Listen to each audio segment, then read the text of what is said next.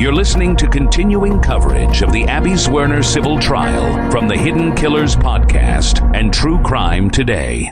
All right, did you want the exhibits back? All right. You may call your next witness. Next witness is Rolonzo Rawls, Your Honor.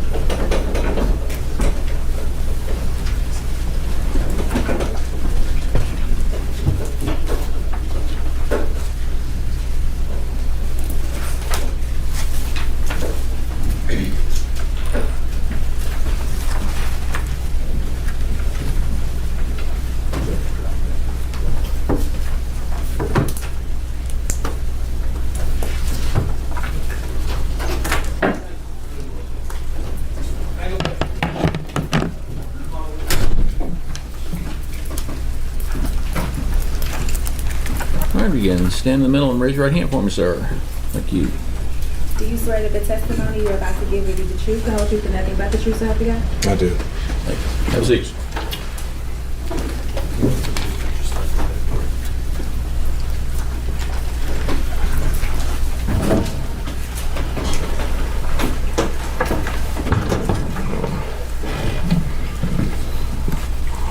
May it please the court. Good afternoon. Good afternoon. Good morning still. I Yep. apologize. Could you go ahead and state your full name for the court reporter? Rolonzo Duran Rawls Sr. And Mr. Rawls, what do you do for work? School counselor. And what school system do you currently work with? I currently work with Virginia Beach Public Schools. And before your time with Virginia Beach Public Schools, were you employed by the Newport News Public Schools? I was. And what was your job title then? School counselor. And what school, if any, were you working at in January of 2023? Richneck Elementary. And were you at work on campus January 6, 2023 at Richneck Elementary? Yes. Mr. Rawls, I'm going to show you, if we can read just it's a little roadmap. It should pop up on your screen. Okay. And it's just to give you an idea of the nature of the questions that I'm going to ask you today, okay? Okay. So we're going to talk about information generally, but I want to talk to you first about what you learned on January 6th, what you shared and who you shared it with, Okay. and then what information you received back, okay? Okay. On January 6th, was there a time in which you had a conversation about a student who we're calling JT? Yeah. Or later that afternoon, I had a conversation about JT. And when you say later, give us a context of what that means in your life at Richneck.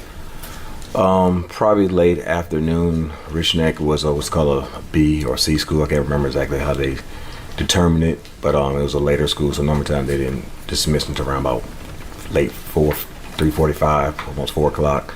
So I believe on that date, it was around, probably it was after 12, so I'd say between the hours of 12:45 to like 1:15.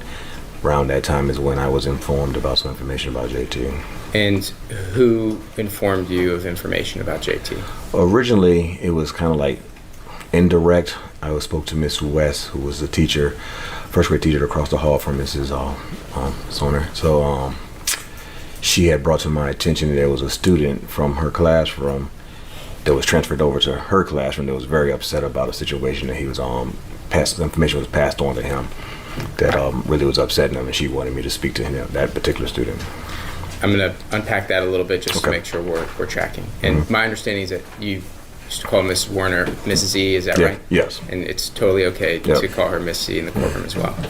So you had a conversation with Miss West Miss in which West. she communicated that there was a boy that was in her classroom that He was currently in Miss West's classroom, but he was in Miss Z's classroom as a student. Yeah. Got it. So again, I just want to make sure everyone's tracking. Right. This is a boy that's not JT, No. correct? who was assigned to Miss Z's classroom on a normal day-to-day basis. Correct. And on this day, January 6th, he was physically in Miss West's classroom. Correct. And that classroom is across the hall from Miss Z's classroom. Correct. And it was while he was in Miss West's classroom that Miss West shared with you that she gathered information from this boy. Yes.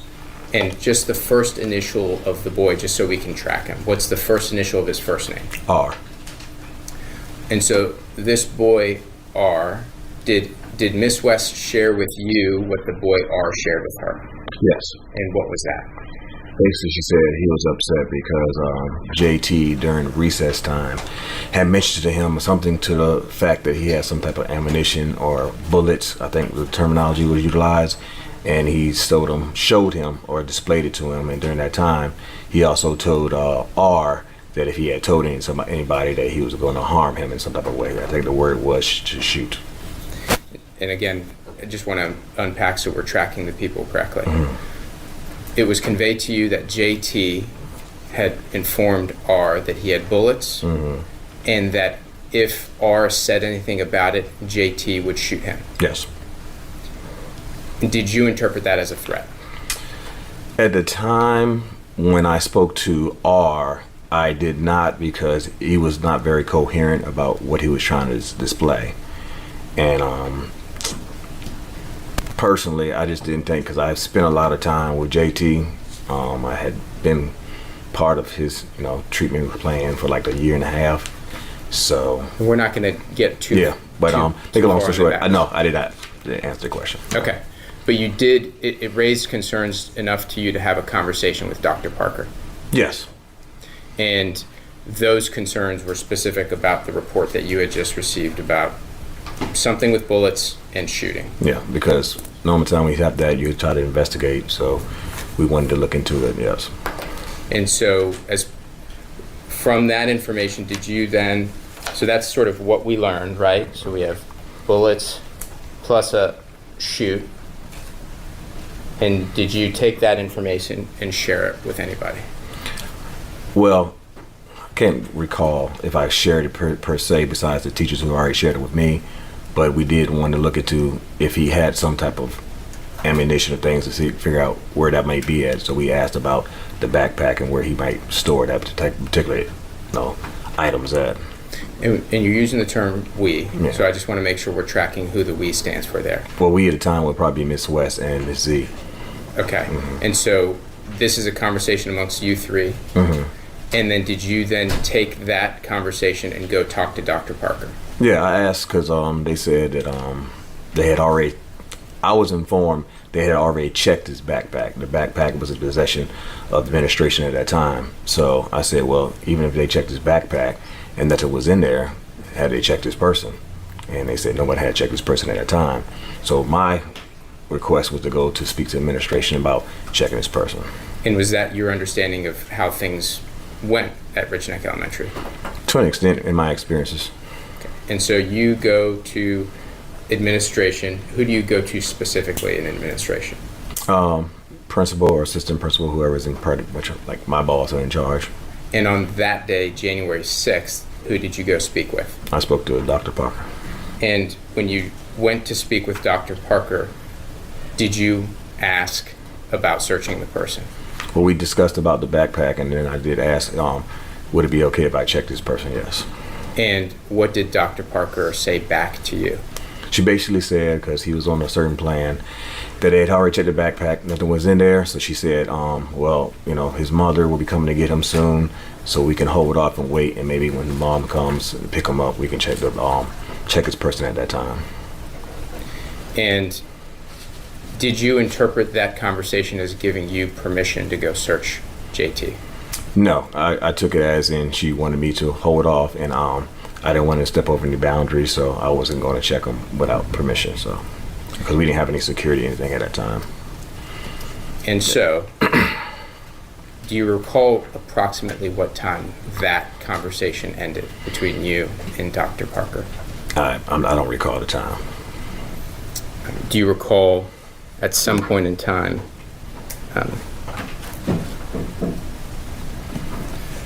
Just so I'm tracking in terms of timeline, we just talked about information received, Correct. which was your conversation with Dr. Parker. Correct.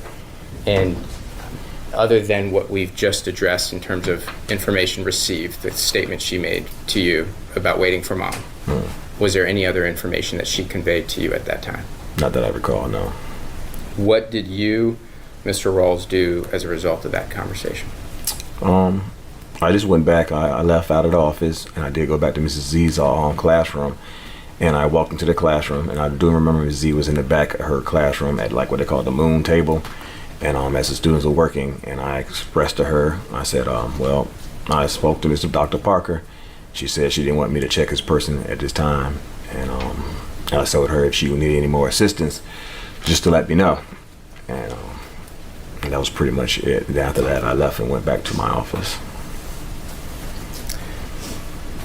How soon after that conversation with Miss Z did you receive any sort of information about a shooting? I didn't receive anything until they came over the announcements with the lockdown. And tell us about what you heard then. Well, when the lockdown originally went, it just sounded like it might have been a drill. And in any school lockdown, you know, you're supposed to stay in place, lock your doors and things of that nature. So I just proceeded to do so, cut my lights off, turn my door down, because my office is far on the other end of the building where the classroom is at. But then maybe momentarily, maybe a few seconds after that, another frantic lockdown was mentioned over the loudspeaker, and I knew something was not right. And when you say you knew something was not right, what did you do after you heard the frantic call? I know, Mr. Rawls. It's okay.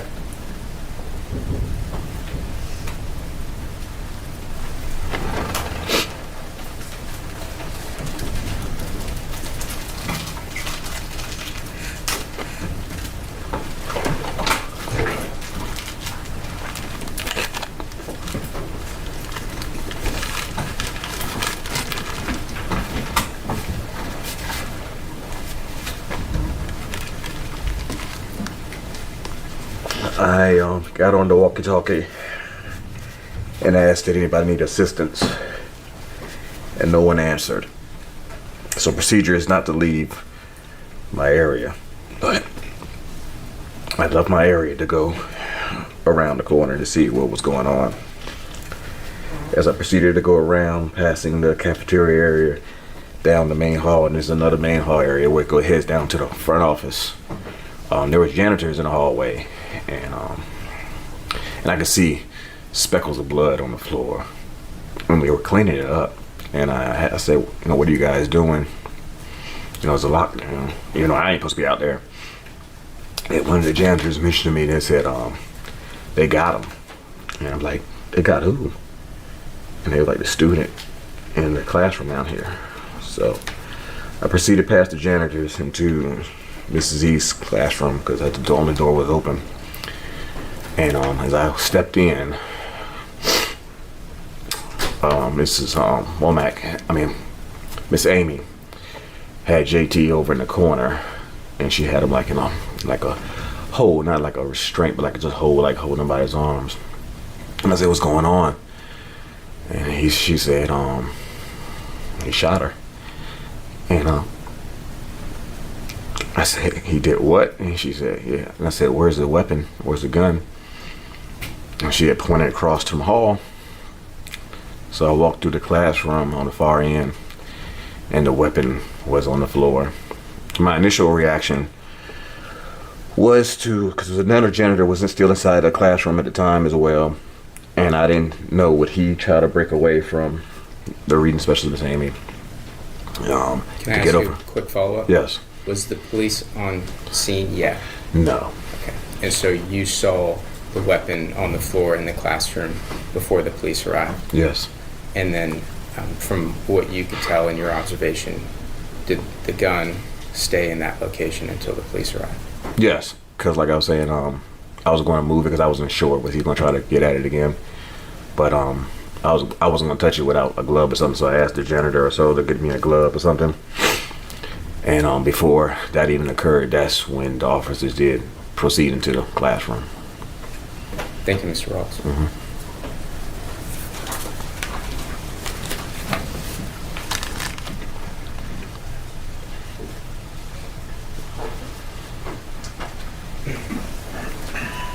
Prior to January 6th, was there ever an occasion in which you attempted to search a student for another reason? Not that I recall, no. Were you ever provided, or were you ever given any warnings or reprimand not to search a student without someone present or administrators present? Not that I recall, no. Understood. Thank you. All right, any cross-examination? Yes, Your Honor. Good afternoon, Mr. Rawls. How are you? I just have a few questions for you so the jury can hear the whole story. You mentioned that you'd worked with a student before, JT, Yes. and you were part of his student success team, is that correct? Yes. Okay, and he had some behavioral issues? Yes. And he also had some learning issues? Yes. And you were very familiar with him? Correct. And he had been taken to Dr. Parker's office on multiple occasions? Yes. And in fact, 2 days before, he threw Ms. Zwerner's cell phone, correct? Yes. And you were called to her room either by Ms. Zwerner or Ms. West, correct? Yeah, I was called on a walkie-talkie. They told you, come down and get him and take him out of here, correct? Yes. Yes. Okay. Now, Friday, January 6th was a little bit different, wasn't it? Yes. You were, in fact, dealing with student A, with Ms. West's class, Okay. Yes. and you and Ms. A were dealing with student A who had caused a major disruption in the school, correct? When you say a student A, who are you referring to exactly? I'm The sorry. student A who was in Ms. West's class that you had taken to your office. Do you recall taking a student into your office to counsel them? Student Yeah, A. that wasn't Mrs. West's classroom. That was another student, and she was a first grade student, but that wasn't Mrs. West's Okay, classroom. so you had brought student A back down to the classroom. Yes. Right, and then you learned Ms. West talked to you about something she wanted to tell you about student R. Correct. Okay, but Ms. West didn't seek you out. No, that I didn't think of. No, You came down the hall and sort of stumbled on this I information. stumbled onto the information. So at that point, you had heard nothing about JT that day. Not to that point, I recall. No, Okay. In fact, you knew he'd come back from suspension. I knew that. Yes. Okay, and at some point you'd checked in to see how he was doing that day. Yeah, I think I walked past the hall. I don't think if I came exactly into the classroom, but I came down the hallway area. Okay, and you hadn't heard anything other than what student R told you. I recall. No. Okay, so you took student R outside in the hall and spoke to him. Yes. Never heard anything about a gun. No, not about her. You heard something about bullets. And because student R was 5 or 6, you decided, did you feel like you needed to investigate it? Well, yeah, that's why I went to ask about the bag and everything. Yes. Okay. And Ms. Werner never sought you out about JT that day, correct? That I recall. No.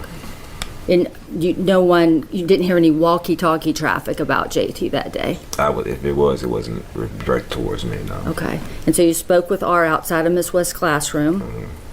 And when you spoke with R, you didn't feel the need to take him to the office, correct? R? Yes. No. And JT was across the hall in Ms. Werner's classroom. Yes, I believe so. And you didn't feel the need to take R out of the classroom, did you? Not at R or at JT. JT. No, not at that time. No. And you are a member of you're a guidance counselor and you're involved in discipline and counseling students on discipline. Well, guiding them, yes. Not so much in charge of discipline. No. But you do counsel students. Yes. And you're probably a member of the threat assessment team at the time? Yes. Probably. Okay.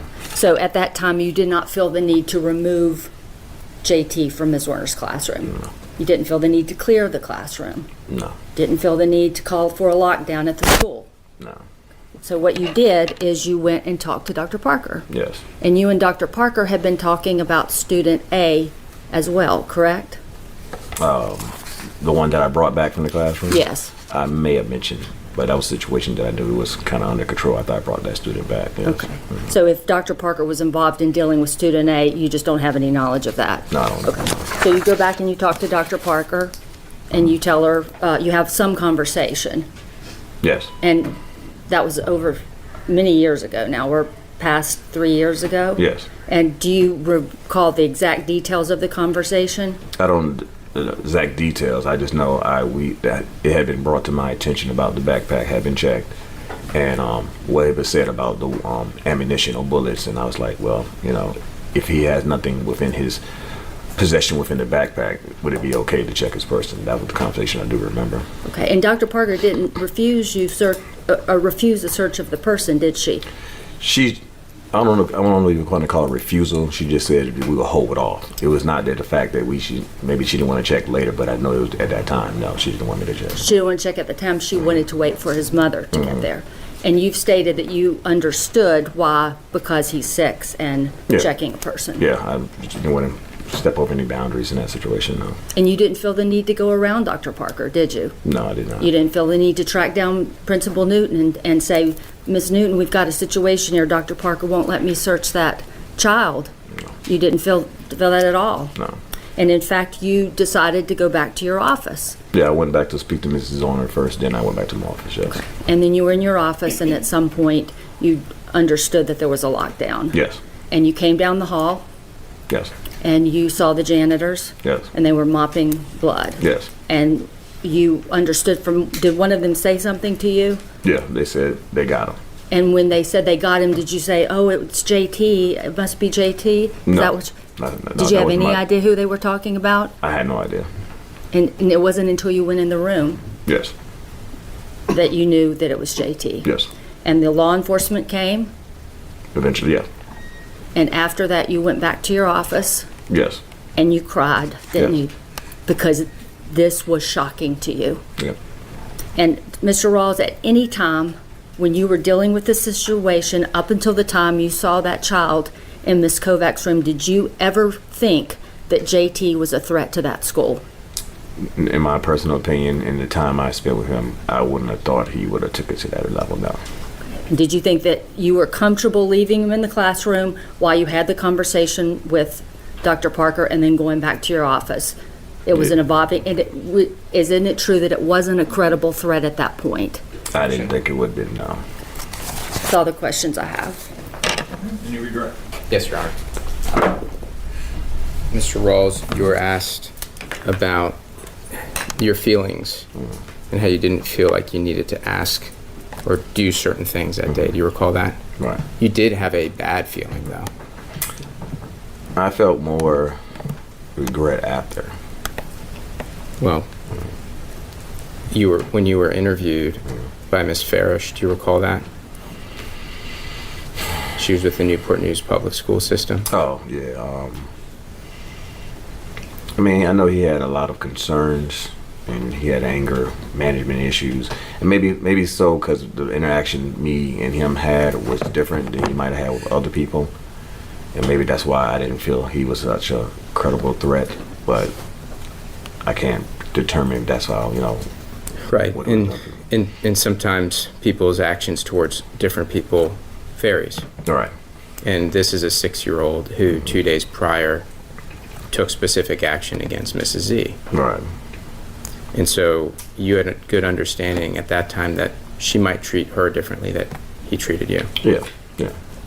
And when you spoke with Miss Farish and you were talking about the incidents, that was close in time to when it actually happened, right? Right. It was in January of 2023 that you had that conversation. All right.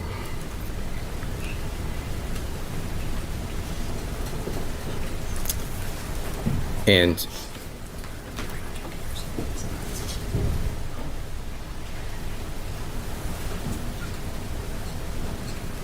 when you went into Mrs. Z's classroom with the information from Dr. Parker, that was sort of hang tight. Yeah. What was Mrs. Z's demeanor? I just remember her facial expression. It was kind of like a look of shock. I know her eyes were very wide, and she just kind of looked at me very strangely. That was the outcome of my request. But that's why I try to encourage her that I would be there for her if she needed me. To hang tight. And is that one of the reasons you didn't have a good feeling? Probably.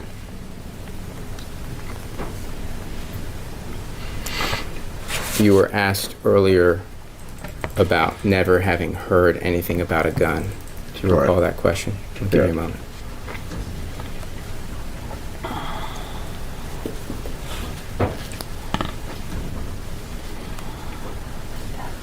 If someone said the word gun to you, would it have changed your impression? If I put myself back in that moment, and like I said, a lot of time has elapsed, I can't definitely say what my thoughts would have been. I understand.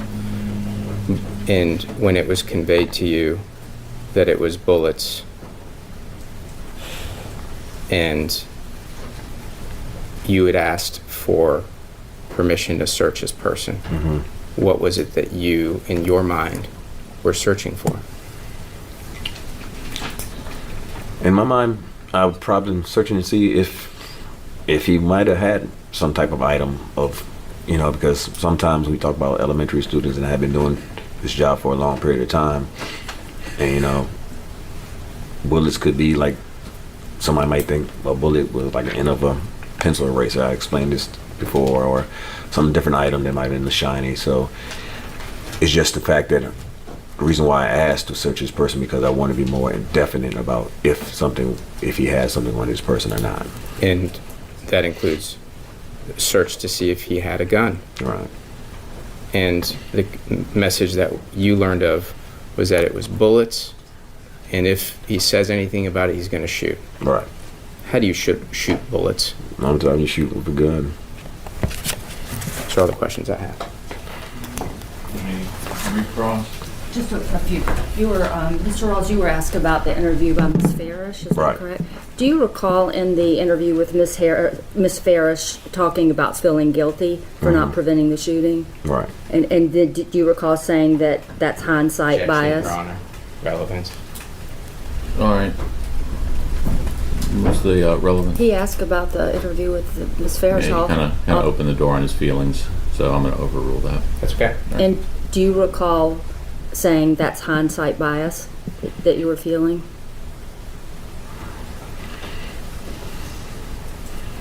Hindsight bias. Regret, guilt. Hindsight bias. I don't know how to have hindsight per se. If you look at it in my vision, it's just maybe if I could have done more. So if you say hindsight in that position, then yes. And do you recall Ms. Farish saying to you, none of us could have ever Objection, imagined Your Honor. that something like this would Objection, occur? Your Honor. Yeah. That, She keeps going. right. An objection has been made. Do you have any response that you would like to make to that objection? He brought up the conversation with Ms. Farish. All right, but what's your specific objection then? Objection. The objection is the statement of Ms. Farish is a hearsay statement. The question itself is hearsay. Do you have a response to It's that? not offered for the truth of the matter asserted. What's your response to that? Your Honor, there is no other purpose that it could be offered other than the impressions of somebody who is not relevant to the matter here, and it's hearsay, whether or not it's relevant. All right, I'm going to sustain the objection. I'm going to order that it be stricken from the record and you not to consider any of that language that came from the question, came from an attorney, and is not testimony. All right, thank you. All right, any other questions? No further questions. Okay, thank you. All right, do you want him excused or either resequestered or on leave? He's released from our subpoena, Your Honor. Okay. He's under subpoena with the defense, so Okay. we would ask that he remain in contact with us if we need to call him again. All right, and you have the ability to contact Yes, him? we do. Okay, very good. All right, so I'm going to allow you to go back to work, and I'm assuming that if you were called back, it will take you about an hour to get here. Yeah. Okay. Well, we will give you at least that much of a heads up. You are still a witness in this case because you're under subpoena by both sides. So I'm directing you and, in fact, ordering you not to discuss your testimony with anyone about this case. If anyone asks, you were in court. That is all you're allowed to say. Any questions for me? No, sir. Thanks for being here. Thank you. All right.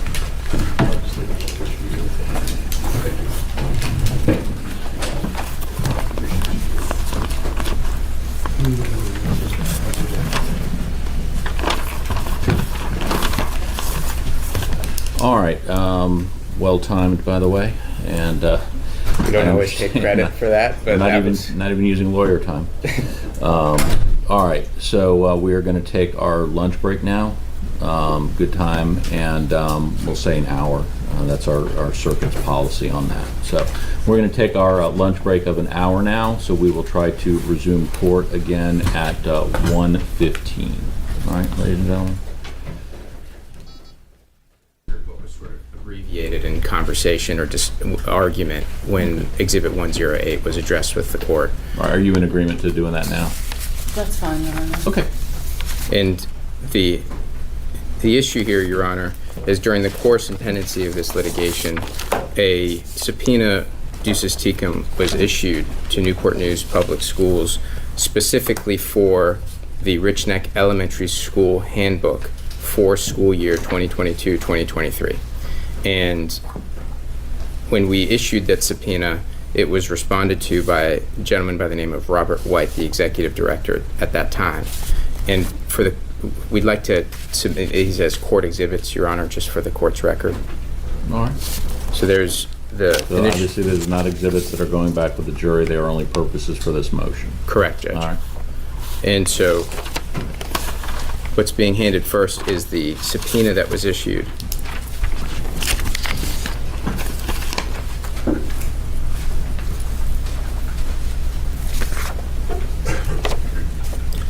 We mark that court exhibit 1, or however you want to do it, just so it's reflected on the record, Judge. All right. How are you numbering your exhibits, Ms. Douglas? Do you have numbers or letters? Numbers. You're going to use numbers as well? Yeah. All right, so then we'll use letters for court exhibits. So this will be Exhibit A. Yes, Your Honor. All right.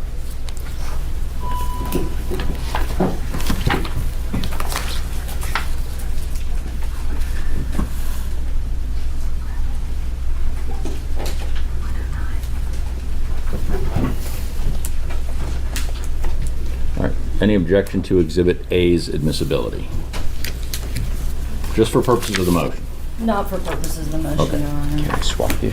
This is a non-color copy. I was going to give that to the court. Is this A? That's A. And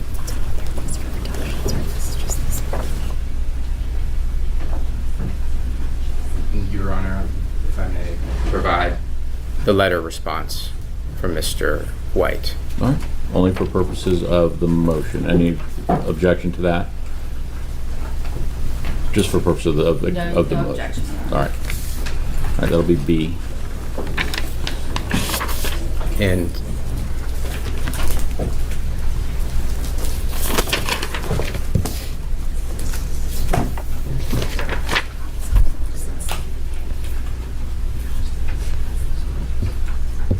Your Honor, as it relates to the witness that was subpoenaed, it was in fact Mr. White that was subpoenaed, that Mr. Bright had just referenced in the event that the court would like to hear any information or evidence on this issue. The purpose of it is that, and I'll proffer, Your Honor, when Mr. White attempted to search for the specific handbook, he was not able to identify it. And there is reference by Mr. White that it should have been on a Google Drive and that it was not on the Google Drive. And I don't want to step into why that wasn't on the Google Drive, but it was on a Google Drive originally as it relates to Richneck Elementary. We learned of this later in the context of preparation for trial from one of the witnesses that they may still have a paper copy of this somewhere. That's how we first found 2 or 3 pages of it and then disclosed the full version that we were able to receive. And there was an issue that was raised during argument from defense counsel about objection on the basis of the Fifth Amendment privilege, Your Honor. And I'd just like to put one last thing on the record and then move on. The basis, ultimately the court can weigh or judge the appropriateness of an objection, especially an objection on the Fifth Amendment privilege. And in the context of a policy, I think it is within the court's discretion to determine whether that is in a statement that falls within the bounds of the Fifth Amendment or not. And I think Your Honor's already ruled on that in light of sort of the ruling that we heard previously. And so we didn't want to get into all of that in the presence of the jury. We wish to put all this on the record now. And that way, in the event that Exhibit 108 comes up again during the course of witness testimony, there's at least context for the court to be able to address it. All right. Thank you, Your Honor. Do you want to put anything on the record as well? Yes, I do, Your Honor. Again, I want to just reiterate that this document was not identified in discovery. It was clearly called for by the discovery that we sent to the plaintiff. It was not timely identified for the exhibit list. In front of the jury, counsel made the comment that they had asked Dr. Parker for this document and she didn't provide it. Well, in her responses to discovery, all discovery was objected to on the basis of the fifth. Counsel, that was probably 2 years ago, made no motion to compel, as they did with her deposition testimony where the fifth was taken. And then we hear nothing more of it until we get this amended exhibit list that has some document that we've never seen before on it. She doesn't work for the school system anymore. She's not Mr. White. She didn't get a subpoena from plaintiff's counsel for this document. And I am concerned what has been placed in front of the jury now is the idea that somehow she was hiding a document when it was obtained, I assume, I'm not sure where the document came from. It shows up last week on an exhibit list, first with someone had taken a cell phone picture of certain pages of it, and then the next day we got an amended exhibit list with the full transcript, and as we said earlier, we objected it at each turn. So again, I'm also concerned and want to put on the record that Mr. Sims was permitted to sit there and essentially be an expert about this document that we had never seen before. This is highly prejudicial, highly irrelevant, highly improper to bring this in at this late stage of the game. And for any expert witness of theirs to rely on it, it's not in any of their designations. I mean, this is nothing more than trial by ambush, this type of behavior. All right. Now, court stands on its previous rulings. And as to your concern about any comment made that the jury may or may not have heard, I will instruct them at the end. I think it's a standard instruction that comments by attorneys or court during evidentiary arguments before the jury is not considered evidence and should not be considered. We ask for that instruction. All right. All right. Anything else on that? Just because I referenced it, Your Honor, I'd like to mark as Court Exhibit C the actual request for production that was issued on point to Dr. Parker. All right. Motion's hearing only. Motion's correct. Where's the response? What is the response? On the other side. Well, that's 16. That's 31. Is this the 32?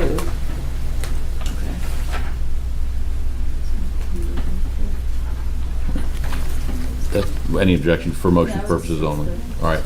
And then as well, to back up the instruction we'll give them at the end, I will, when we come back from our lunch break, advise them of exactly what I just said, that comments by attorneys or the court during evidentiary arguments is not evidence and should not be considered as such. I know you're still objecting, but is there any objection to advising them of that? No, Your Honor. And Your Honor, I'll just last thing on the record, which is that the document lists, Exhibit 108 lists Ebony Parker's name on the front title, and to the extent that there's any argument of her, any prejudice that's addressed by this, it was the Richneck Elementary School policy for her as assistant principal. Right. Okay. All right. Having put all that on the record, we will take our lunch break and return at 1:15 with your next witness. More continuing coverage of the Abby Zwerner civil trial is coming up. Press subscribe now so you don't miss a moment. From the Hidden Killers podcast and True Crime Today.